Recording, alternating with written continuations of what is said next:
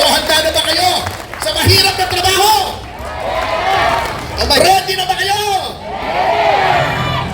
Kung handa na po kayo, sumigaw po tayo. Duterte! Duterte! Duterte! Lakas na! Duterte! Duterte! Yes, maraming salamat din, Benj. Alam mo, hindi ko pwedeng hindi suputan to si Benj. Kasi ito pinsan ko ito Hindi mo ba alam yun? Kasing laki. Kasing tangkad. Anyway, magandang umaga po. Hapon pala. Sa inyong lahat. Okay ba kayo dyan? Gayahin natin si Martin Romualdez.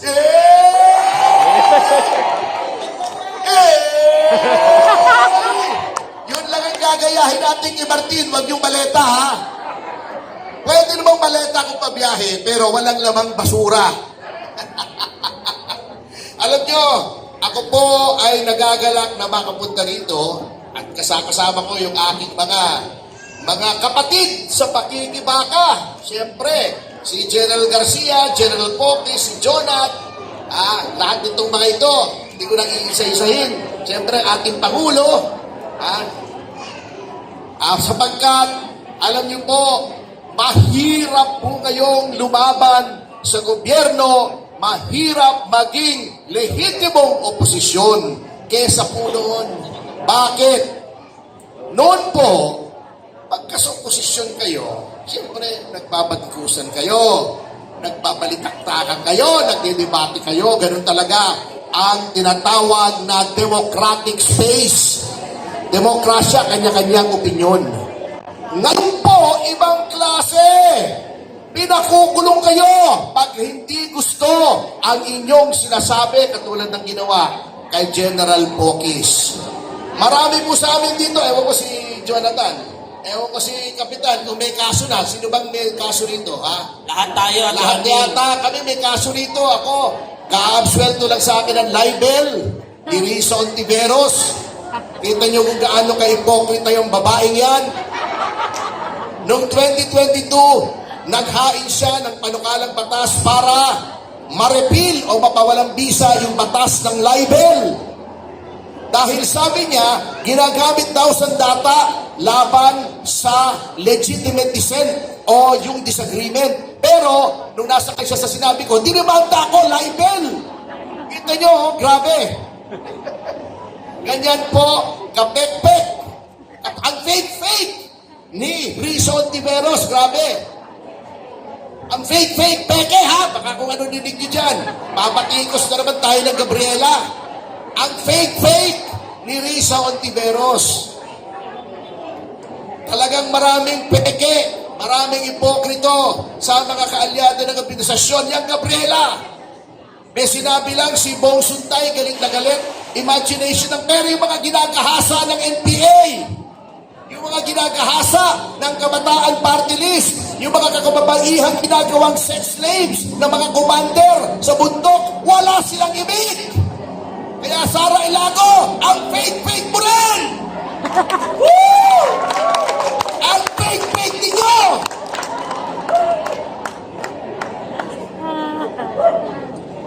Maiba tayo. Alam kong sakripisyo sa inyo. Sabado pa, dapat nagpapahinga kayo sa mga bahay-bahayan nyo. Nag-enjoy ng inyong long weekend. By the way, sa mga kaibigan nating mga Muslim, Eid Mubarak. Mubarak. Ito si Benj. Ngunit kayo ay narito, yung iba nakabilad pa sa init, upang magpasailalim sa basic membership seminar ng PDP. Kaya sabay ng pagpapasalamat ko po sa inyong lahat ay ang aking pagbati sa inyong pagsanib sa Partido Demokratiko Pilipino na siyang partido ng kinabukasan. Tama! Sapagkat ang kinabukasan po ay narito sa Partido Demokratiko Pilipino. Bakit ko nasabi yan? Tayo na lamang po ang natitirang lehitimong oposisyon. Yung ibang partido, yan po ay kontrolado ng mga oligarchs, mga dambuhalang mga negosyante. O umpisahan na natin sa Nationalista Party, nandiyan ang mga bilyar. NUP, o nandyan si Enrique Razon. Yung isa, ano ba yung partido na ang nagsusuporta ay si Ramon Ang. Lahat po ng ibang partido ay may vested interest sa negosyo, kaya sila ay nasa politika. Yun namang iba, yung makabayad block, may kanya-kanya na mga agenda yan. Yung mga taong yan ay inamin na ni Joe Masison na front organization ng Communist Party of the Philippines at ng National Democratic Front. Ngunit, sa pagkadesperado ng kasalukuyang pamahalaan na magkaroon ng mga kaalyado, ginawa nilang kakampi. Can you imagine?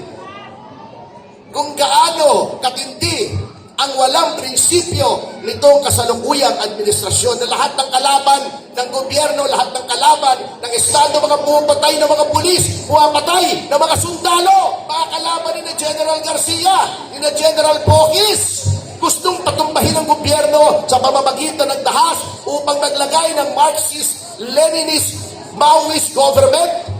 Iwe-welcome mo yung mga identified na front organization. Kaya tama po ang inyong pagpili, mga magulang at mga kapatid, dito sa Partido Demokratiko Pilipino. Ang mga taong bumubuo po ng inyong partido, wala pong vested interest, walang pinoproteksyon ng malalaking negosyo. Sino ba ang ating chairman? Walang iba kundi si dating Pangulong Rodrigo Duterte. Anong pinoprotektahan? Walang ginawa ang taong yan kundi paglaban ang Pilipino sa mga masasama, sa mga adik, sa mga kolonyalista, katulad ng Amerika na hanggang ngayon gustong kontrolin ang ating bayan. Yan po ang mga tao nasa likod. Kaya lang po, kinidnap siya, dinala sa Hague, kaya ang ating chairman ngayon ay walang iba kundi si Chairman Alcusi. At ang Pangulo naman natin ay si Mayor Baste Duterte, ang kasalukuyang mayor ng lungsod ng Davao. But we are the party of the future sapagkat alam na po natin kung sinong magiging susunod na presidente. Alam siya! Sara Duterte! Kaya sinasabi ko, we are the party of the future. Not only dahil si Sara Duterte ang magiging susunod na Pangulo, kundi dahil ang ipinaglalaban po natin ay para sa ating mga anak, sa ating mga apo. Di ba, Lola? Pinaglalaban natin ay para sa inyong mga apo. O, di ba? Bakit? Sapagkat ang PDP lamang ang kumakatawan ng mga doktrinang naangkop para sa ating bayan. Ano yun? Unang-una, paniniwala sa poong may kapal. A God who guides the destinies of men and nations. Ang nasyonalismo, ang pagmamahal sa bayan, higit sa lahat, ang paniniwala sa prinsipyong para sa bayan, walang sakripisyong hindi dapat gawin.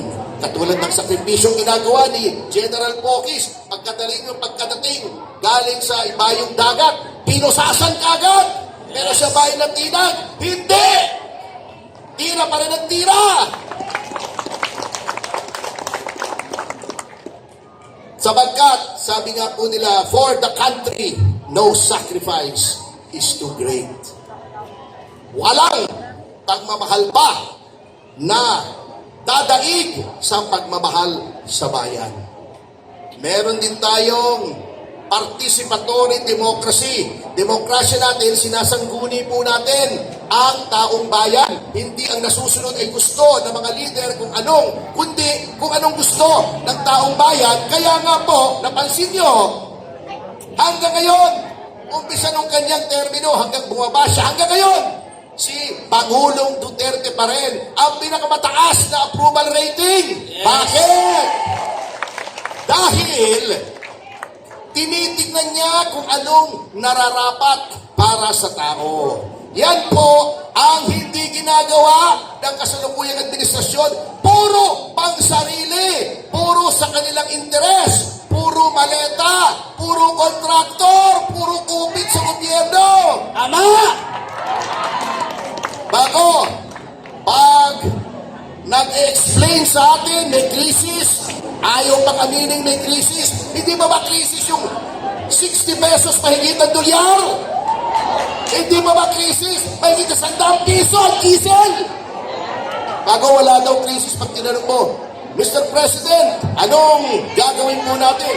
Ay, ang ating gagawin ay hindi maintindihan eh.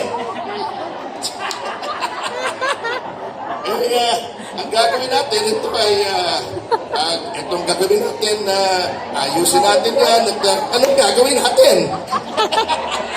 Sabay kamot. Wala eh. Wala ang kakwenta-kwenta, kaya tama po yan. Ngunit, bilang pagtatapos po, isa lang po ang aking pakiusap sa inyo para mabago na natin ang sistema. Kasi alam nyo, ang problema talaga ay yung nasa taas. Mahirap kung ang problema ay nasa taas, damay-damay, pababa. At sinisira nila ang ating mga institusyon. Yung institusyon ng ombudsman, sinong nilagay nila? Tuta nila. Inilit pa nila. Oh. Wala na. Yung Blue Ribbon Committee, sinong nilagay nila? Tuta din nila. Wala ka na mapagsumbungan yung DOJ. Ginagamit nilang sandata laban sa mga hindi pumapanig sa kanila na wala namang ginagawang karahasan, wala namang ginagawang krimen. Saan ka pa pupunta? Kaya naalala ko tuloy yung kwento. Ewan ko kung totoo o hindi ha. Narinig niyo na ba itong kwentong ito? Narinig niyo ba yung kwento sa helicopter? Si Pangulong, meron daw dadalawin na isang lugar. Si Pangulong Marcos Jr. nasa helicopter. Kasama niya si Amy, si Larry Gadon, yan, si Anton. Ang apelido ni Anton? Nagdameo. Nagdameo, yung asawa ni, nagkita nga pala kami doon sa Resorts World. Nag-uusap-usap daw sila din ng helicopter. Ang daming tao. Sabi ni Larry Gadon, etong 1,000 piso, ihulog kaya natin sa helicopter para yung makakapulot yan may isang masayang Pilipino. Yung makakakuha ng 1,000, sabi ni Anton Lagdameo, bobo ka pala eh. Hindi naman bobo si Larry Gadon. Bobo ba si Larry Gadon? Bobo! Nagsabi niya na, hindi ako malalagdal yan. Sabi niya, bobo ka pala, Larry eh. Bakit 1,000? Ihulog mo dyan sa helicopter, 2,500 piso. Eh di 2 Pilipinong matutuwa kesa isa. O nga no, sabi ni Larry Gadon, tama ka. Sabi ni Amy, mali kayo pare-pareho. Ay sabi pala ni, nung piloto, sabi niya, nung piloto, mali ho kayo, with all due respect. 1,000 budget nyo, maghulog kayo ng 100 piso. Eh di 10 tao, masaya. O, di ba? Ihulog ka sa helicopter, 100 pesos. 10, 1,000 rin, pero 10 ang sasaya. Sumabat si Ali, mali kayong lahat. Yung kapatid ko, ihulog nyo sa helicopter, lahat ng Pilipino, masaya! Tama!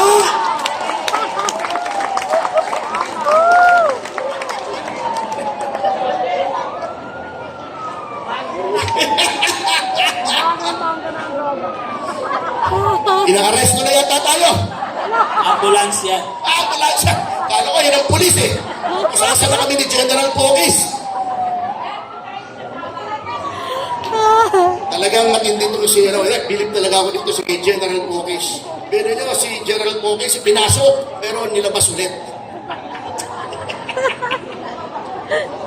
Kaya talagang dapat natin panghawakan si General Pogis.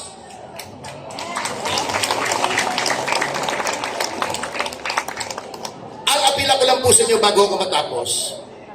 Naalala ko yung sinabi ni Adlai Stevenson. Kilala niyo ba si Adlai Stevenson? Ako hindi ko rin kilala eh. Nababasa ko lang. Sabi niya, patriotism is not a short and frenzied outburst of emotion. it is a long and steady dedication of a lifetime. Ang pagiging makabayan ay hindi sandali lamang lingas kugon. Magwawala ka lang isang araw, dalawang araw, nagrarally ka pagkatapos nahimik ka na. Ito ay dahan-dahan, pero dapat palagi hindi pinagsasawaan, hindi tumitigil. Ito pong BMS, makakala nyo pagkatapos ito, tapos na. Simula pa lang yan ng paghihirap, mga kasama. Maghihirap po tayo. Tayo ay magtatrabaho para palakihin ang partido. Tayo ay magtatrabaho para maliwanagan ng mga taong hindi pa nakakaunawa kung bakit dapat silang sumuporta sa PDP. Tayo ay magmamarcha sa lansangan. Tayo ay magrarally. Tayo ay sisigaw. Tayo ay makikibaka sa social media hanggang 2028 at kahit paglampas ng 2028 upang maibigay natin ang mensaheng tayo po ay dapat tulungan upang ang demokrasya at katinuan ay muling mag-iral sa ating bayan. So handa na ba kayo sa mahirap na trabaho? Ang mahirap dito sa PDP, mahirap na trabaho, wala pang bayad. Minsan abunado ka pa. Baka matakot kayo, mag-uwian kayo ha. Ready na ba kayo? Kung handa na po kayo, sumigaw po tayo. Duterte! Duterte! Duterte! Duterte!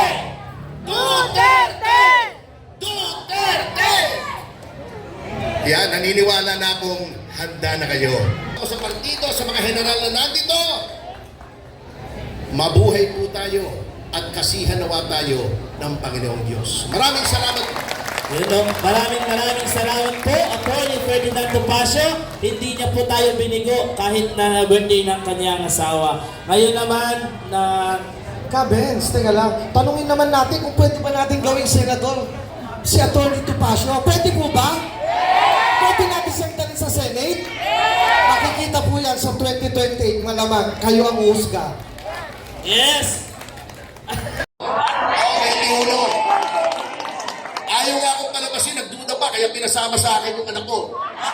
Kasabay anak ko. Hindi ko makita, malabo mata ko eh. Oo, para may bantay, makakala ko saan ako pupunta. Eh, mahirap pong hindi bumalik agad kasi ang misis ko po huwes eh.